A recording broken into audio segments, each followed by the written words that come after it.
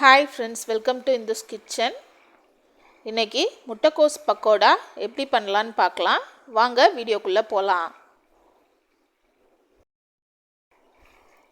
இந்த முட்டைக்கோஸ் பக்கோடா பண்ணுறதுக்கு முட்டைக்கோஸை பொடியாக கட் பண்ணி எடுத்துக்கோங்க.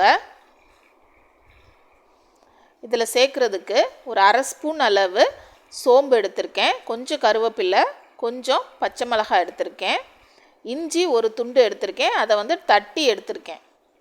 இப்போ இது எல்லாத்தையுமே சேர்த்துக்கலாம்.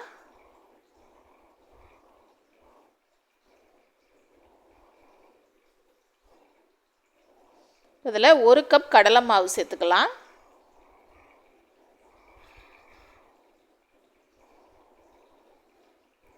அரை கப் அளவு பச்சரிசி மாவு எடுத்திருக்கேன், அதையும் இதில் சேர்த்துக்கலாம்.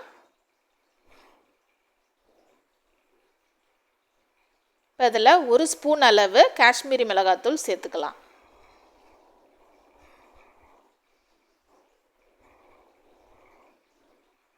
இதில் இந்த பக்கோடாவுக்கு தேவையான அளவு உப்பு சேர்த்துக்கலாம்.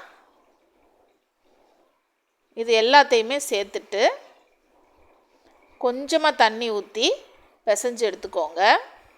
தண்ணி அதிகமாக சேர்த்துறாதீங்க, நேரம் ஆக ஆக இந்த முட்டைக்கோஸில் இருந்து தண்ணி வெளியேறும். அதனால் இதில் கொஞ்சமாக தண்ணி சேர்த்தா போதும். தண்ணி சேர்த்து இந்த மாதிரி பிரட்டி எடுத்து வச்சுக்கலாம். இப்போ அடுப்பில் ஒரு கடாய் வச்சு எண்ணெய் ஊற்றிக்கலாம். எண்ணெய் நல்லா சூடாகணும்.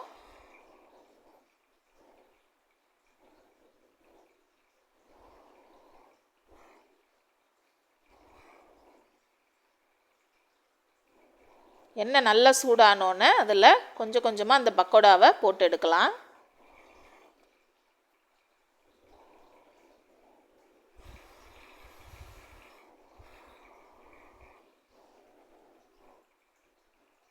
எண்ணெய் நல்லா சூடாக இருந்தால் தான் நல்லா மொறுமொறுன்னு வரும். அதனால் எண்ணெய் நல்லா சூடாக இருக்கிற மாதிரி பார்த்துக்கோங்க.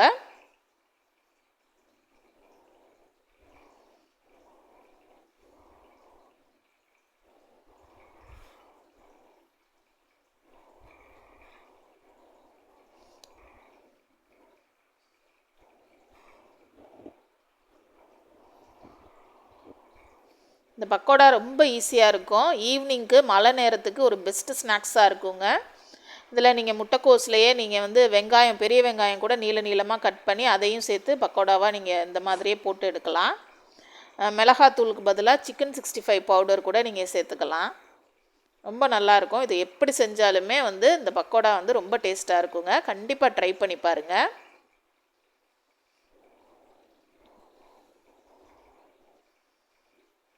பாருங்கள், நல்லா வெந்துருச்சு. இப்போ கொஞ்சம் கொஞ்சமாக எடுத்துடலாம். கேபேஜ் பக்கோடா ரெடி ஆயிடுச்சு. இந்த முட்டைக்கோஸ் பக்கோடா ரொம்ப ஈஸியாக இருக்குங்க. ஈஸியாக நம்ம வீட்டில் இருக்கிற பொருளை வச்சு டக்குன்னு செஞ்சிடலாம். மழை நேரத்துக்கு ஒரு பெஸ்ட்டு ஸ்நாக்ஸாக இருக்கும். கட்டாயம் ட்ரை பண்ணி பாருங்கள். Thank you friends. தேங்க்ஸ் ஃபார் வாட்சிங். லைக் பண்ணுங்கள், ஷேர் பண்ணுங்கள், சப்ஸ்கிரைப் பண்ணுங்கள்.